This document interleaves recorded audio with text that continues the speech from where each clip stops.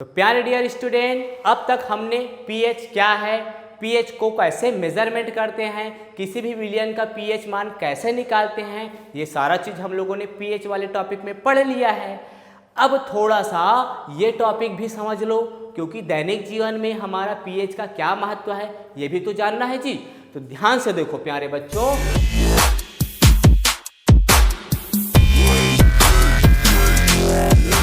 दैनिक जीवन में पीएच का महत्व बहुत इंपॉर्टेंट है सर, पीएच को समझना।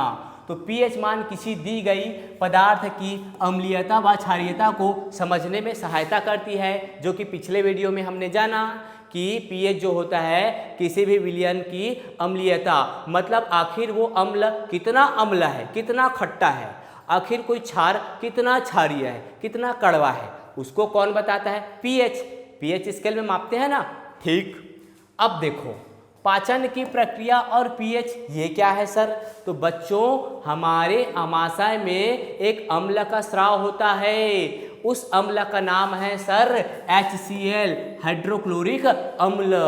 तभी तो यार कभी कभी हमारे पेट में आमाशय में ज़्यादा ही अम्ल का स्राव हो जाता है, जिसके कारण हमको खट्टी डकारें आती है। उसी को अनपचा बोल देते हैं ना, खट्टी डकारें आ रही है, थोड़ी सी पेट में जलन हो रहा है, तो ला रे भैया इनो ला, इनो खाएंगे तो जलन कम होगी, नहीं है तो सोडा पियो, नहीं है तो कुछ ऐसे नमक पानी ही घोर के पी जाओ। अब भैया नमक पानी ही घोर के पी जाओ, ठीक है। तो कहने का मतलब ये जो क्षारक होगा ना आपका इनो, वैसे तो नमक लवण है, लेकिन जो क्षारक होगा ना आपका इनो, वो क्या करेगा?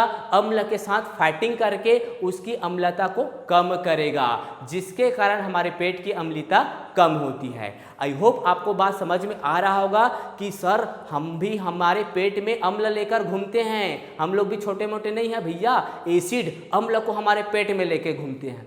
तो भैया इसमें तुम्हारी बहादुरी नहीं है, सभी के पेट में अम्ल होता है, ठीक है। भगवान ने हमको ऐसे बनाया है कि हमारे पेट को कोई नुकसान नहीं होता।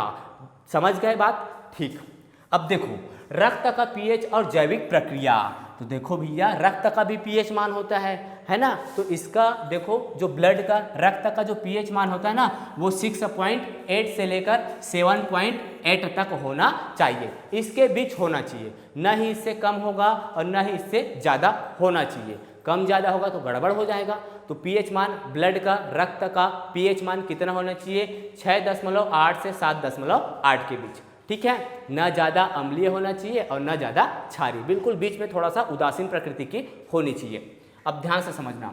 तीसरा पॉइंट, यदि लार का पीएच मान, अब बताओ लार का भी पीएच मान होता है, ठीक है।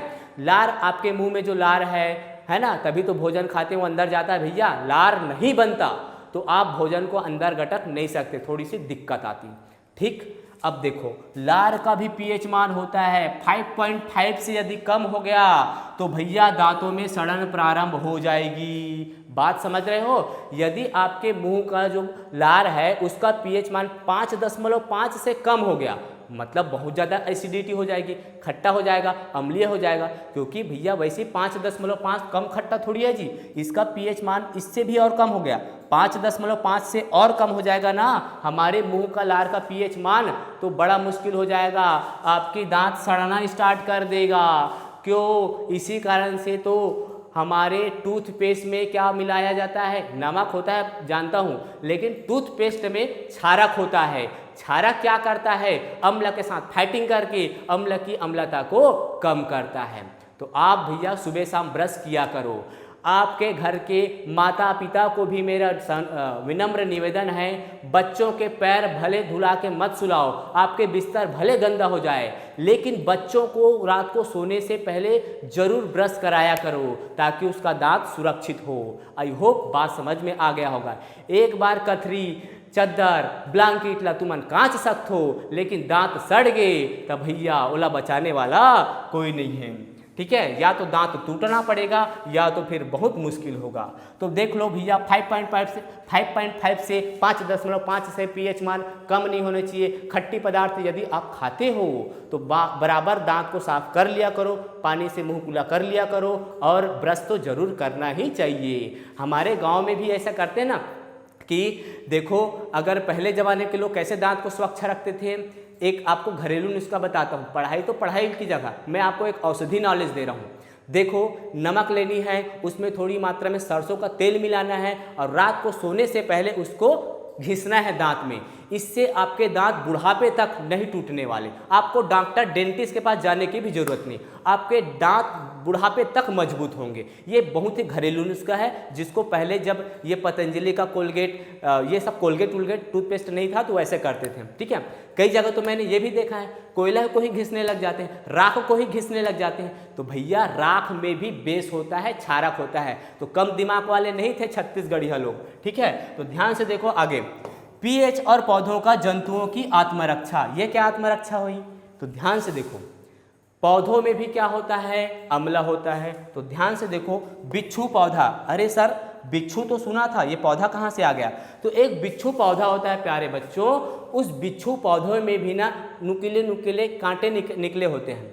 उस कांटे में भी एक अम्ल होता है, वो अम्ल होता है आपका फार्मिक अम्ल। बिच्छू पौधों में कौन सा अम्ल होता है? फार्मिक अम्ल होता है, ठीक है। देखो, और मधुमक्खी, यहाँ पे बिच्छू, तो देखो मधुमक्खी जब डंक मारती है ना, डंक मारती है तो जलन होती है, वहाँ पर रेड रेड हो जाता है। तो ये आपके मधुमक्खी है, बिच्छू है। तो इन सब में एक रसायन होता है जिसके कारण वो जब काटती है ना, तो काटने से दर्द नहीं होता, जैसे काटते हैं ना तो एक स्राव छोड़ता है हमारी बॉडी में, उस स्राव के छोड़ने के कारण जलन होती है, ठीक है। और वहाँ पे सूज जाता है जी। तो वो स्राव क्या है? वही स्राव है आपका अम्ल, जिसका नाम है फार्मिक अम्ल। उस अम्ल का नाम है फार्मिक अम्ल। अब इसको कैसे याद रखोगे, थोड़ा सा ट्रिक बता देता हूँ। ये बिच्छू है, ये पौधा है, ये मधुमक्खी, वो कहाँ मिलते हैं? सर फार्म में मिलते हैं। फार्म में यानी खेत में मिलते हैं। तो मतलब इसका रिलेट करना, फार्म यानी फार्मिक अम्ल। तो बिच्छू, पौधा, मधुमक्खी, इन सब में कौन सा अम्ल पाया जाएगा? सर ये फार्म में रहते हैं, खेत में रहते हैं, मतलब उसमें फार्मिक अम्ल पाया जाएगा, ठीक। देखो इन सब में फार्मिक अम्ल होता है, HCOOH अम्ल पाया जाता है। मिट्टी का पीएच और फसल का उत्पादन पे क्या प्रभाव पड़ता है? तो भैया मिट्टी का जो पीएच मान होता है ना, वो सुन लो मेरे गरीब किसानों, भारत देश के नागरिकों, इसी कारण से हमारा उत्पादन ढंग से नहीं हो रहा है, क्योंकि बस हम लोग जुताई कर रहे हैं, बुआई कर रहे हैं। भैया ध्यान से सुनना, मिट्टी का जो पीएच मान होता है, आप बच्चे हैं तो आपने मम्मी डैडी को बता देना, अपन दाई बाबुल बता दूँ तुमन हाँ, कि मिट्टी का जो पीएच होता है वो 5 से 8 के बीच होना चाहिए। कहाँ से कहाँ बीच?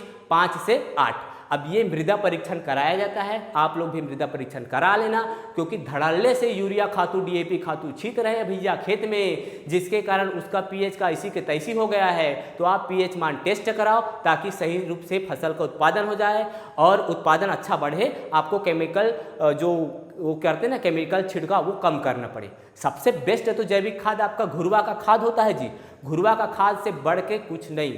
अब देखो पीएच मान को कंट्रोल करने के लिए हमारे किसान भाई लोग क्या करते हैं, राख आता है, राख के बीच छिड़काव करते हैं, ठीक है।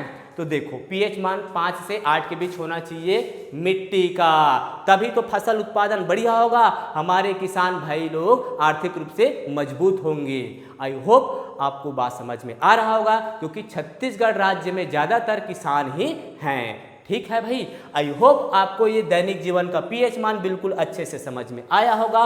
उम्मीद करता हूँ आपका कोई भी डाउट नहीं रहा होगा।